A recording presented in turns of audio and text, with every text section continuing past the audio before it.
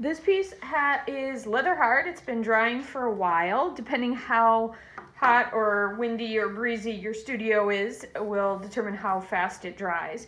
And now I'm going to use, you see I've started already using my Surform or my shredder. Usually called a Surform if you're buying it at a hardware store. Usually called a shredder if you're buying it for clay specifically. But the tool's the same, right? It's a planing kind of tool. So it's got a direction to it. So depending which way you cut, it's going to kind of, oops. Now I'm going to screw it up again.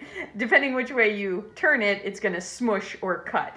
And so I need to turn it in the way that it does some cutting. And if I'm cutting when it's a little too wet, it's going to tend to clog up. If it's giving me shreddies like this, then I know I'm in good shape. I know my clay is at the right stage. If I'm cutting and both ends I can't get to do the kind of bumpy texture that I'm getting there, it's probably because I need to let it dry up just a little bit or turn the tool around.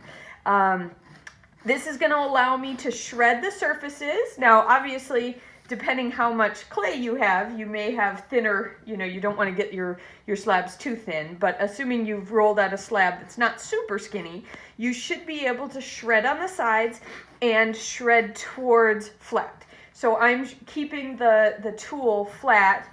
They sell ones that are flatter and rounder. This one's kind of slightly curved, and it's going to allow me to do this. Now, you can do, if you don't have a Surform or a shredder, you can do something similar with your serrated rib. And I showed you this when the clay was wetter, but it can do a similar, same kind of thing now at this stage. I can drag it across. That serrated edge is going to help me carve this down. Now, one other thing that's kind of interesting about this, at least, is that if you come across this way, you're going to get maybe some slightly different results than if you come at a bit of an angle. Your tool can kind of bounce over unevennesses versus kind of cut through them. So I always recommend you play around with the angle, because sometimes you find that one angle is going to get you a slightly better cut or shred than the other.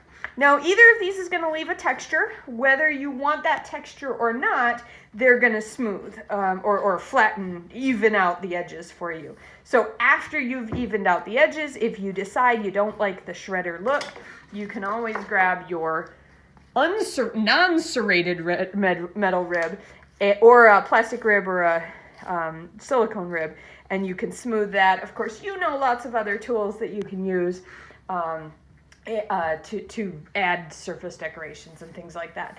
While you work, make sure you're cleaning this stuff off, or they'll start to stick back onto your box and screw up your nicely cleaned up texture.